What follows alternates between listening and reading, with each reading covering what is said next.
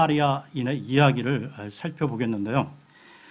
이 이야기는 예수님께 찾아온 어떤 율법사의 질문과 그에 대한 예수님의 질문으로 시작되고 있습니다. 율법사가 던진 첫 번째 질문을 보겠는데요. 10장 25절을 보겠습니다.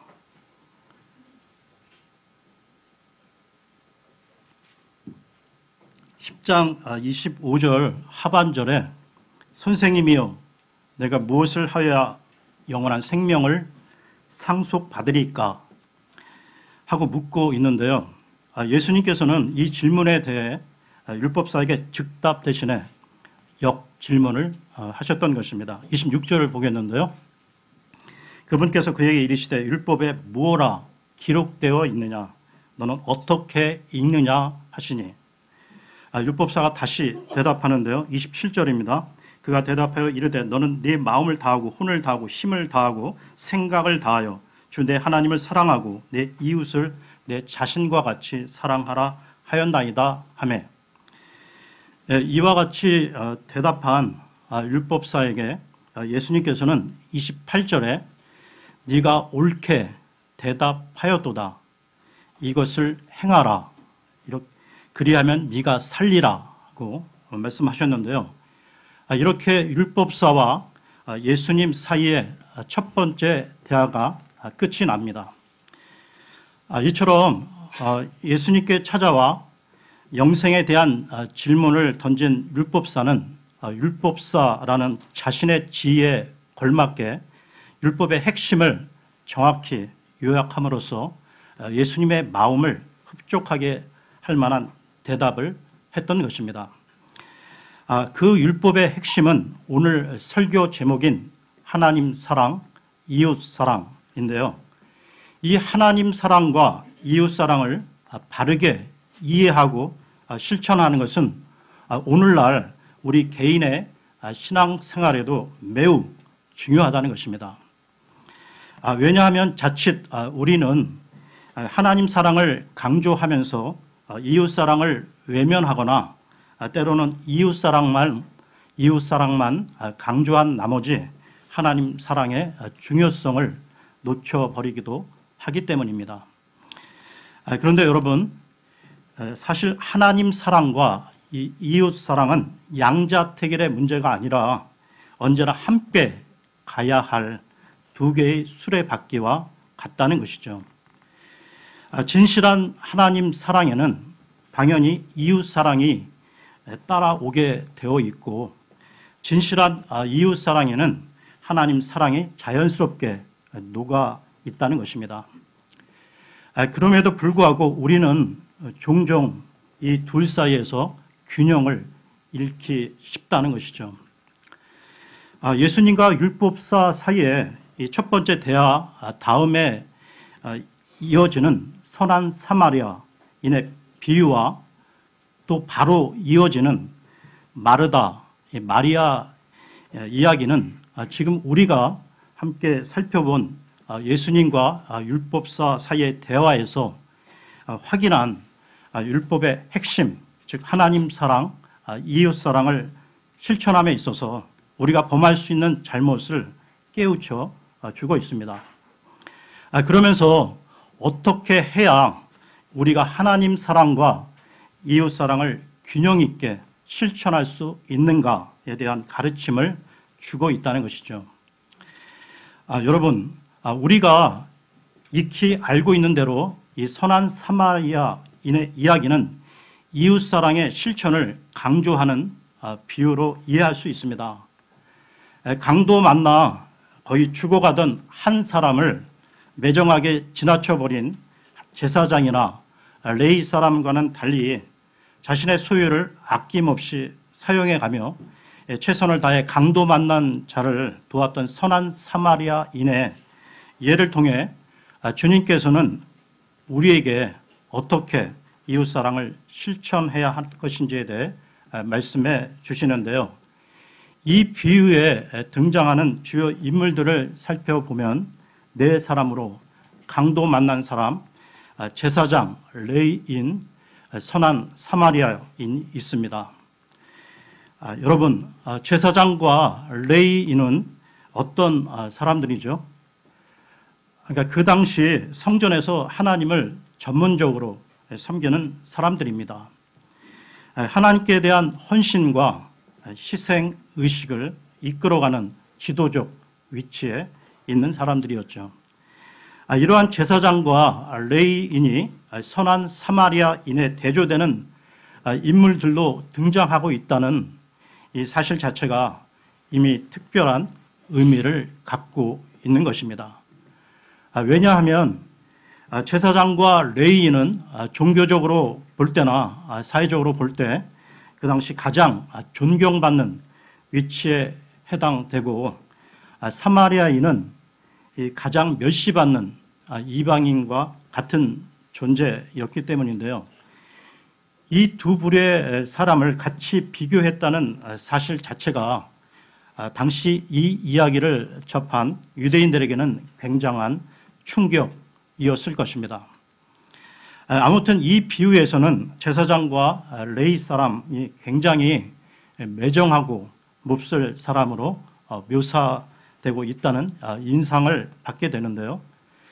그런데 당시 구약 율법에 나오는 성결법에 의하면 이 제사장과 레위인의 행위는 한편 변명이 가능할 수도 있다는 것입니다.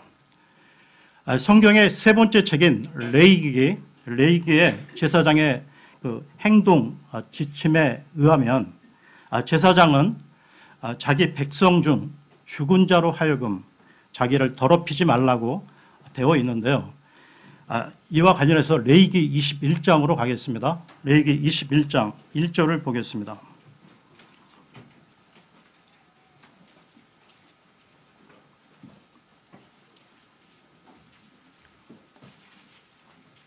레위기 21장 1절입니다.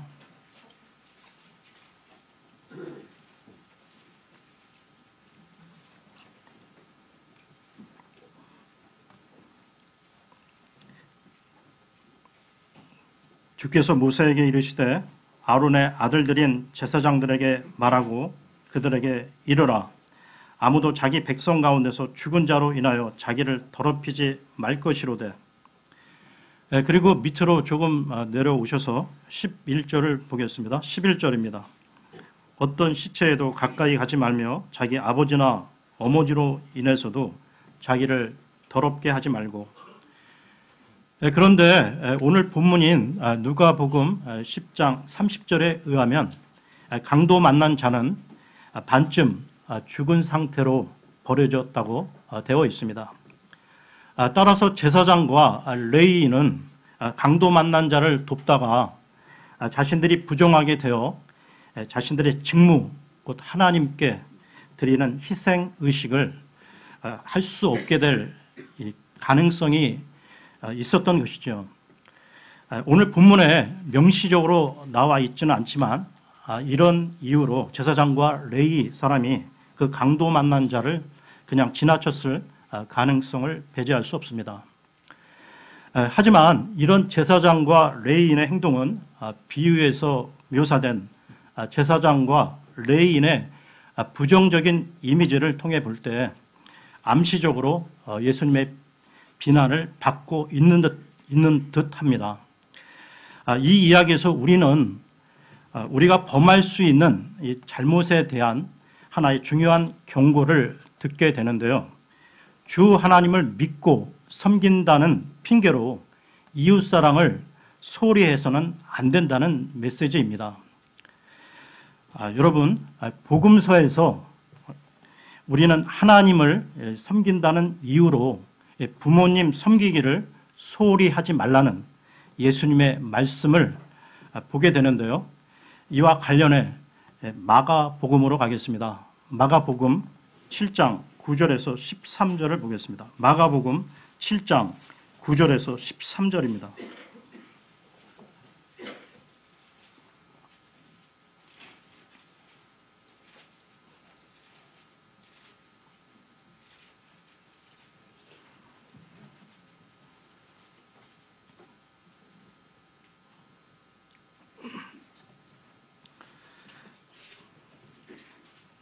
또 그분께서 그들에게 이르시되 너희가 너희 전통을 지키려고 하나님의 명령을 철저히 잘 저버리는도다. 모세는 이르되 네 아버지와 어머니를 공경하라 하였고 또 누구든지 아버지나 어머니를 저주하는 자는 죽을지니라 하였거늘 너희는 이르되 사람이 자기 아버지나 어머니에게 말하기를 무엇이든 내가 드려 부모님을 유익하게 할 것이 고르반 곧 예물이 되었나이다 하기만 하면 그는 의무를 면제받으리라 함으로써 그가 자기 아버지나 어머니를 위해 더 이상 아무것도 하지 않게 하여 너희의 전통 곧 너희가 전해준 전통으로 하나님의 말씀을 무효가 되게 하며 또 그 같은 일들을 많이 행하느니라 하시니라. 지금 읽은 이 말씀 중 11절에 고르반이라는 생소한 말이 나오는데요. 이 히브리어 이 고르반의 뜻은 헌물, 예물이라는 뜻입니다. 예수님 당시에 이 바리새인들은 장로의 유전, 전통을 중시하여 이 고르반이란 말로 맹세한 경우 그것이 부모 부양에 필요한 것일지라도 취소를 인정하지 않았는데요. 그리고 후에 이 고르반이 악용되어 부모에 대한 의무를 게을리하게 되는 핑계가 되었다는 것입니다. 고르반, 즉 하나님께 드린 바 되었다고 하면서 부모님 봉양하기를 회피하는 자를 예수님께서는 책망하셨는데요. 자칫 우리들도 하나님을 믿고 섬긴다는 명분을 앞세워 이웃사랑의 명령을 소홀히 할 수 있다는 것입니다. 여러분, 어떤 교리나 형식적 논리보다 하나님의 마음, 근본, 뜻을 헤아리는 것이 더 중요하다는 것이죠. 예수님 당시에 비난받았던 바리새인들과 율법사들은 그 누구보다도 율법 준수에 투철한 자들이었습니다. 그들은 율법 준수를 위해서라면 때로는 목숨까지도 내놓을 각오를 했던 사람들이었다는 것입니다. 역사적 예를 들면 BC 150년 전후에 마카비 전쟁이 있었는데요. 그 마카비 전쟁 때 한 일화가 전해 내려옵니다. 상대편 적군이 유대인들은 안식일에 일하지 않는다는 것을 알고 일부러 안식일을 택해 총 공격을 해왔던 것입니다. 이때 유대인들 중 일부는 안식일 규정을 어기는 것보다는 차라리 죽는 것이 낫다고 생각하여 방어하는 것을 포기하고 목숨을 버리기도 했다고 하는데요. 하지만 그들의 이 율법에 대한 이 열심이 시간이 지나면서 점점 더 이 하나님의 본심을 헤아리지 못하고 형식주의로 왜곡되어 갔던 것입니다. 그 결과 그들은 독사의 세대들이라는 비난을 면치 못했는데요. 마태복음으로 가겠습니다. 마태복음 3장 7절 8절을 보겠습니다. 마태복음 3장 7절 8절입니다.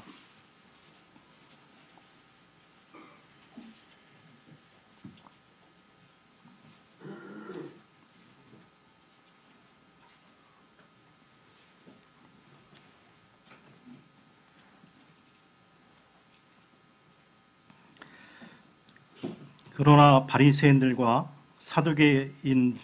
사두개인들 중에 많은 자들이 자기에게 침례를 받으러 오는 것을 그가 보고 그들에게 이르되 오 독사들의 세대야 누가 너희에게 경고하여 다가오는 진노를 피하게 하더냐. 그러므로 회개에 합당한 열매를 맺고. 그러니까 오늘 본문인 이 누가복음에서 이 제사장과 레위인의 행동이 부정적으로 그려진 이유도 비슷한 맥락에서 이해할 수 있는데요. 그들은 형식에 매여 참된 하나님의 사랑 실천이 무엇인지 모르고 이웃사랑을 외면했기에 예수님의 비난을 받았던 것입니다. 그러면 다음으로 이어지는 이 마르다의 이야기를 함께 생각해 보겠는데요. 여기서는 선한 사마리아인의 가르침과 비교하여 대조적인 부분을 보여주고 있습니다. 그러면 누가복음으로 돌아와서요. 10장 40절을 보겠습니다. 누가복음 10장 40절입니다.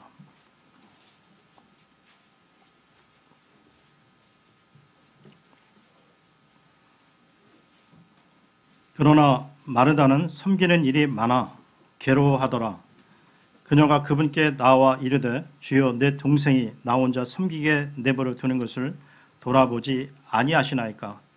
그런즉 그녀에게 명하사 그녀가 나를 돕게 하소서 하거늘.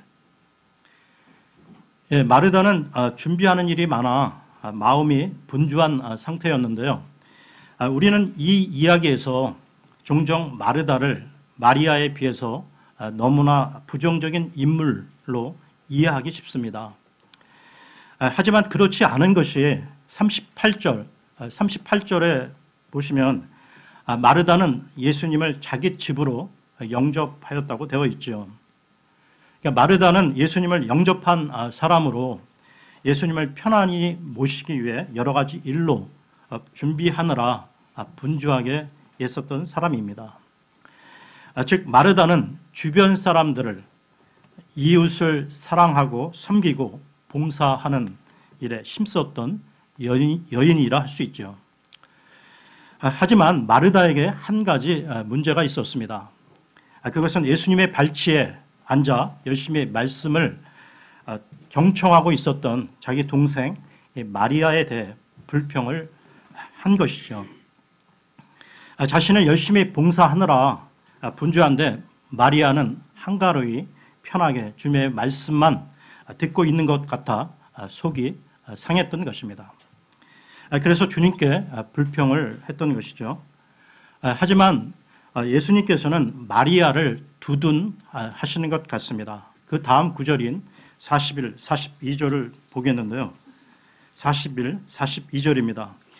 예수님께서 그녀에게 응답하여 이르시되 마르다야 마르다야 네가 많은 일에 관하여 염려하고 근심하나 한 가지가 필요하니라. 마리아는 그 좋은 부분을 택하였으니 그것을 빼앗기지 아니하리라 하시니라. 우리는 이 주님의 말씀이 마리아를 인정하시고 마르다를 부정하신 것이라고 이해하기 쉬운데요. 하지만 주님께서는 마리아를 인정하시면서 마르다를 부정하셨다고 보는 것은 옳지 않은 것 같습니다. 주님은 마르다도 인정하시면서 동시에 마리아를 인정하셨다고 보아야 한다는 것이죠. 마르다라는 인물에게서 부정된 것은 그녀의 봉사, 이웃사랑의 섬김이 아니라 마리아에 대한 불평인 것입니다. 마르다처럼 오늘날에도 마찬가지로 자칫 사회 봉사와 이웃사랑을 강조하는 사람들은 기도하고 말씀 보고 예배하는 일에 치중하는 사람들을 못마땅하게 생각하는 경우도 보게 되는데요. 그러나 예배와 이 경건의 훈련에 힘쓰는 일은 매우 중요합니다. 다시 39절을 보십시오. 39절 이 하반절에 마리아가 주님의 말씀을 듣더라라고 기록된 부분은 이 마르다의 이웃사랑 실천에 짝을 이루는 마리아의 하나님 사랑을 암시하고 있습니다. 주님께서는 여기서 마리아의 손을 들어주심으로써 마르다의 이웃사랑도 중요하지만 마리아의 모습 속에 드러난 하나님 사랑의 마음을 더 소중히 보신다는 것을 깨우쳐 주고 계신 것이죠. 지금까지 살펴본 이 이야기를 종합해 보면 이렇습니다. 선한 사마리아인의 이야기는 이웃사랑의 중요성을 강조하고 있죠. 하나님 사랑의 핑계로 이웃사랑을 소홀히 해서는 안 됨을 엄중히 경고해 주고 있습니다. 한편 마리아와 이 마르다 이 이야기에서는 하나님 사랑이 강조되고 있죠. 그러니까 이웃사랑에만 치우쳐 하나님 사랑을 가볍게 보아서는 안 된다는 것입니다. 이 둘을 균형 있게 실천하는 것이 중요하다는 것이죠. 그렇다면 그러면 어떻게 해야 이 하나님 사랑과 이웃 사랑의 두 축을 함께 균형 있게 실천해 갈 수 있을까요? 그것은 기도와 성령을 통해 능력을 더 입음으로써 가능하다는 것입니다. 지금부터 여러분 유심히 잘 보십시오. 오늘 본문의 두 이야기를 감싸면서 앞뒤에 나오는 말씀은 기도와 성령에 관한 내용이라는 것입니다. 선한 사마리아인에 관한 이야기 앞에 나오는 10장 21절에서 24절, 10장 21절에서 24절은 예수님의 감사, 기도에 관한 내용인데요.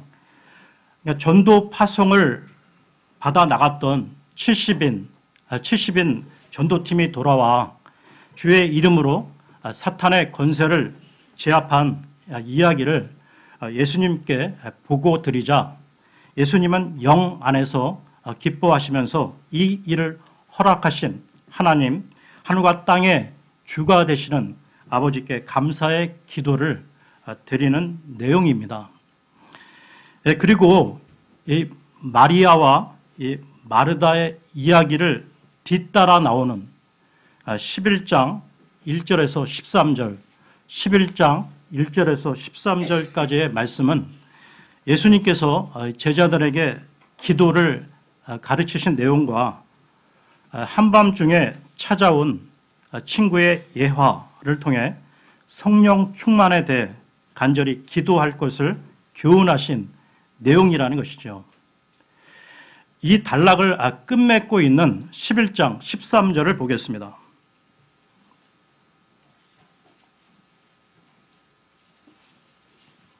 누가복음 11장 13절입니다. 그런즉 너희가 악할지라도 너희 자녀들에게 좋은 선물들을 줄 알거든 하물며 하늘에 계신 너희 아버지께서 자기에게 구하는 자들에게 성령을 얼마나 더 많이 주시겠느냐 하시니라. 다시 말해서 기도와 성령에 대한 강조로 이 단락이 끝나고 있습니다.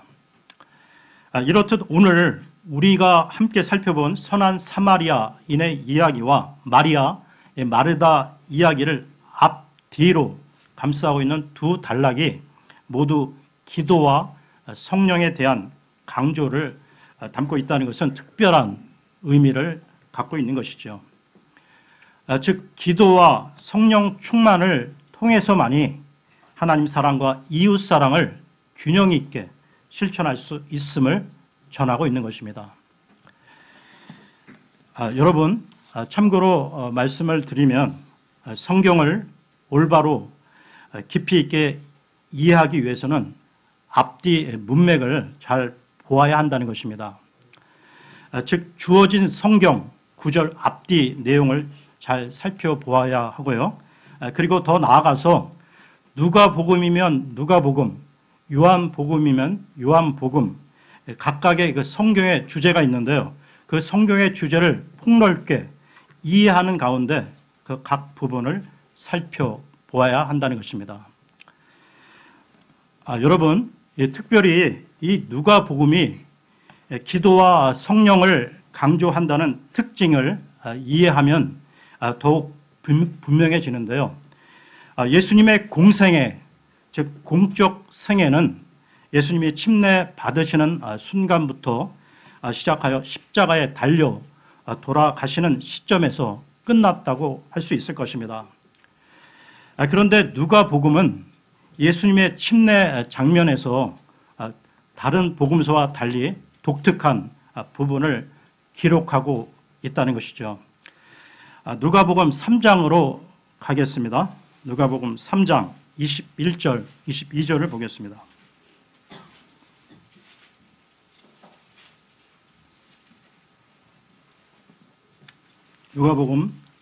누가복음 3장 21, 22절입니다. 이제 온 백성이 침례를 받았을 때 예수님께서도 침례를 받으시고 기도하시는데 하늘이 열리며 성령님께서 몸의 형태로 비둘기같이 그분 위에 내려오시고 하늘로부터 한 음성이 나서 이르시되 너는 내 사랑하는 아들이라 내가 너를 매우 기뻐하노라 하시니라. 예수님이 침례를 받으시고 기도하시는데 성령이 그분 위에 내려오셨다고 나오는데요.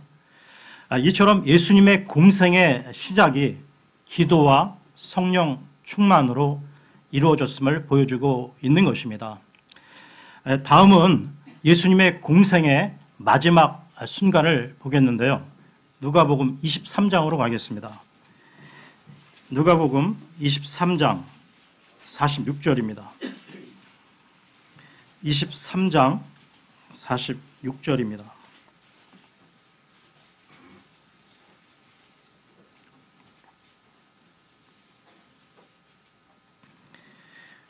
예수님께서 큰 소리로 외치시고는 이르시되 아버지여 내 영을 아버지의 손에 맡기나이다 하시고 이렇게 말씀하신 뒤에 숨을 거두시니라. 예수님의 공생의 마지막 말씀은 하나님께 자신의 영을 부탁드린 예수님의 기도였는데요. 우리 모두도 우리가 운명하기 전에 숨지기 전에 예수님의 기도처럼 자신의 영을 하나님께 부탁하나이다 이런 말을 하고 유언을 하고 우리도 이 세상을 떠났으면 합니다. 그러니까 누가복음의 이 기자는 예수님의 공생의 시작과 이 마지막이 기도로 시작해서 기도로 끝난 것으로 기록하고 있다는 것입니다. 여러분, 누가복음의 기자인 누가는 또한 사도행전을 기록했는데요. 이 사도행전은 일명 성령 행전으로 볼 수 있다는 것입니다. 왜냐하면 성령께서 사도들을 통하여 역사하시고 교회를 세우시고 확장해 가신 그 역사의 기록이 사도행전이기 때문이죠. 그런데 사도행전 역시 기도를 강조하고 있다는 것입니다. 사도행전 1장, 2장에는 예수님의 승천 이후 120명의 성도들이 마가의 다락방에 모여 합심하여 기도할 때 성령이 임했던 일을 전하고 있고요. 사도행전 3장에는 베드로와 요한이 9시 기도 시간에 기도하러 성전에 올라가던 길에 성전 문 앞에 앉아 구걸을 하던 나면서부터 걷지 못하는 일을 일으키는 기적이 일어났다고 말씀하고 있습니다. 그리고 사도행전 10장에는 로마의 백부장 이 고넬료가 나오는데요. 이 고넬료는 기도하는 중에 하나님의 환상을 보고 베드로를 초청하여 예수 그리스도의 죽으심과 부활에 대한 복음을 듣고 온 집안이 구원을 받게 되는 내용이 나오고 있습니다. 그리고 16장에는 빌립보 감옥에 갇혀 있던 이 바울과 실라가 하나님께 찬송하고 기도할 때 감옥 문이 열리는 기적이 일어났습니다. 이처럼 누가복음과 이 사도행전을 기록한 누가는 기도와 성령을 계속 반복해서 강조하고 있는데요. 이렇게 볼 때 앞서 언급한 대로 선한 사마리아인의 이야기와 마르다 이야기를 둘러싸고 있는 앞뒤 두 단락, 특별히 기도와 성령을 강조한 말씀들이라는 것은 의미 있는 구조라고 할 수 있다는 것입니다.